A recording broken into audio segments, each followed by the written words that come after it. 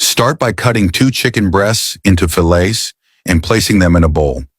Squeeze the juice of 1 lemon over the chicken, then add 3 tablespoons of olive oil, half a spoon of salt, half a spoon of paprika, half a spoon of oregano, half a spoon of black pepper, and 3 crushed garlic cloves. Mix everything very well so the chicken absorbs all the flavor. Heat a little oil in a frying pan and fry the chicken fillets until they are golden on both sides. Then remove them and set aside. In the same pan, add 2 tablespoons of margarine and stir until it melts. Then add half a cup of wheat flour and mix well.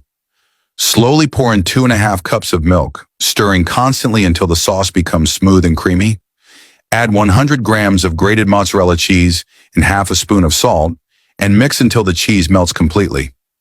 Add some parsley to taste, then return the chicken to the pan and mix it with the creamy cheese sauce. Your delicious chicken is now ready to serve. Rate this recipe from 1 to 10 and tell me what you think about it in the comments section below.